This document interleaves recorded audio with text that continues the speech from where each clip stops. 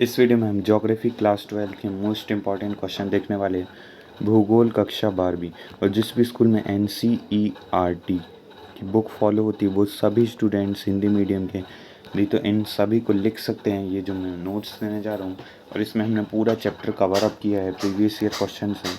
तो चलिए अब हम स्टार्ट करते हैं हमारा क्वेश्चन। तो उस देश का नाम बताना है जहाँ पे मानव विकास सूचकांक उच्चतम है, तो वो है नॉर्वे। इसके अलावा संयुक्त राष्ट्र संघ ने अपनी पहली रिपोर्ट 1990 ईस्वी में प्रकाशित की थी।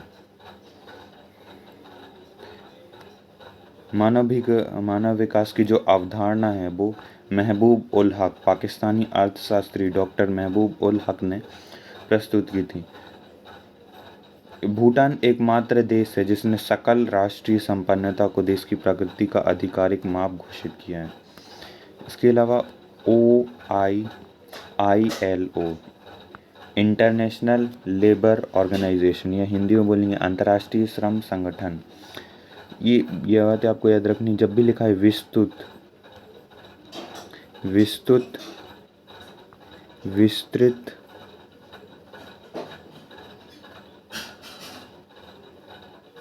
या पूरा नाम लिखिए।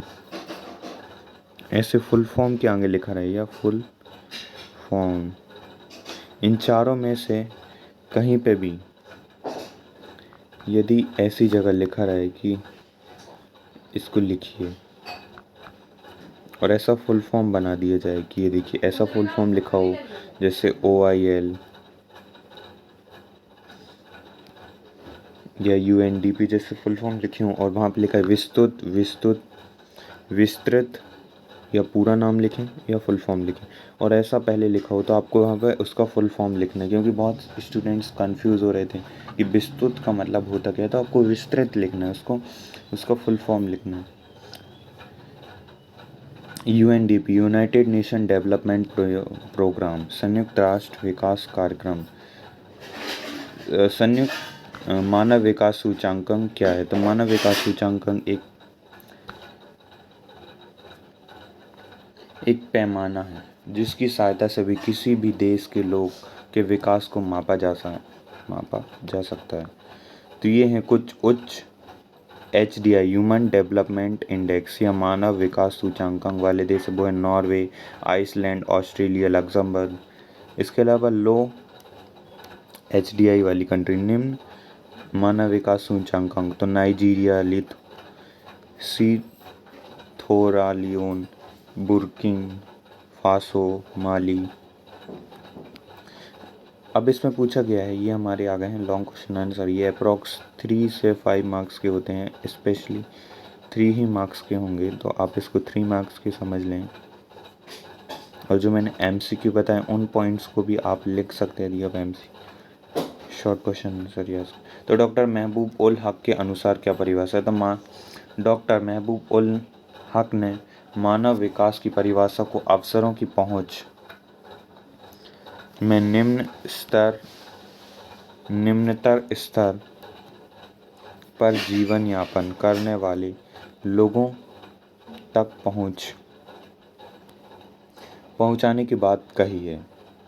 तभी विकास लोगों की इच्छाओं और उनके विकास की सुधार लाता है। इस विचारधारा का केंद्र बिंदु मानव की इच्छाओं को सदैव बढ़ती मानव विकास का उद्देश्य मनुष्य एक सार्थक जीवन जी सकें। मानव विकास महत्वपूर्ण क्यों है? Why human development is important.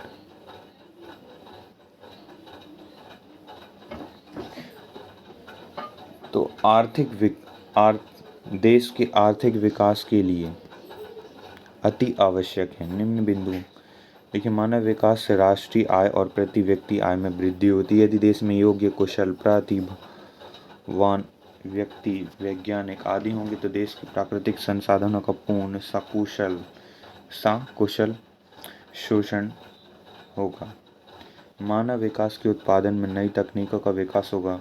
न केवल उपजाऊ उत्पादन बल्कि उपभोक्ता भी है। मानव विकास के विभिन्न उपागमन, इसको भी मैंने पॉइंट वाइज एक्सप्लेन कर दिया है। और शॉर्ट भी कर दिए, बुक में काफ़ी ज़्यादा दिया हुआ था।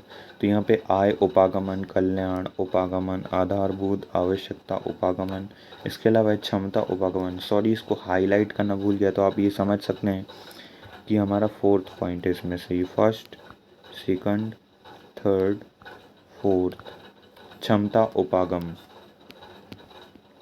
ये आप जरूर लिख लें। अब देखिए, मानव कल्याण के उपागम की 3 विशेषताएं हमें बतानी है, स्पष्ट करनी है। तो मानव विकास कल्याण के उपागम की प्रमुख विशेषताएं। यह उपागम मानव के सभी विकासात्मक गतिविधियों के लाभार्थी के रूप में देखता है। यह उपागम शिक्षा, स्वास्थ्य, सामाजिक सुरक्षा और सुख साधनों पर उच्चतर सरकारी व्यय पर तर्क देता है। लोग विकास के प्रतिभागी नहीं किंतु के निष्क्रिय प्राप्त करता है। सरकार कल्याण पर अधिकतम व्यय करके मानव विकास के स्तरों में वृद्धि करके इसके लिए उत्तरदायी। तो इस प्रकार ये थे उच्च स्तर वाले देश होने के क्या कारण है, निम्न स्तर HDI होने के क्या कारण है। इसके बाद मानव विकास उपागम की 3 आय उपागम की 3 विशेषताएं, इन सभी को मैंने लिख दिया हूँ, यहाँ पे टाइप कर दिया हूँ। आप उन्हें देखकर लिख सकते हैं। जैसे मानव विकास क्या है, ये तो काफ़ी इम्पोर्टेंट है। तो मानव विकास मनुष्य की आकांक्षाएं और उन्हें उपलब्ध जीवन यापन की सुविधाओं के स्तर को विस्तार करने की प्रक्रिया है। मानव विकास सूचकांक को गणना करने के 3 मूल सूचक, जैसे कि जीवन प्रत्याशा, सामान्य साक्षरता दर, जीवन स्तर। तो इसका केवल सरल अर्थ ये है, ये जो मानव है, इसके जो संसाधन है, इसके विकल्पों को, जो उपभोक्ता के विकल्प हैं, उनको बढ़ा देना ही मानव विकास है।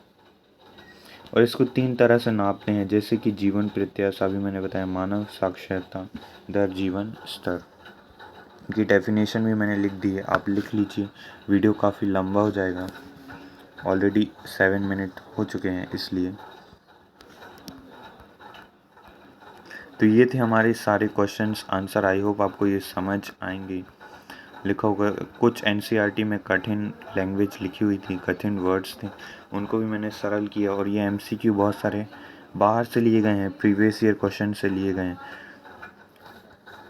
तो आपको ये वीडियो अच्छा लगा हो तो प्लीज़ आप इसको चाहें तो कर सकते हैं लाइक, और ख़राब लगा हो तो प्लीज़ इसको डिसलाइक कर दीजिए।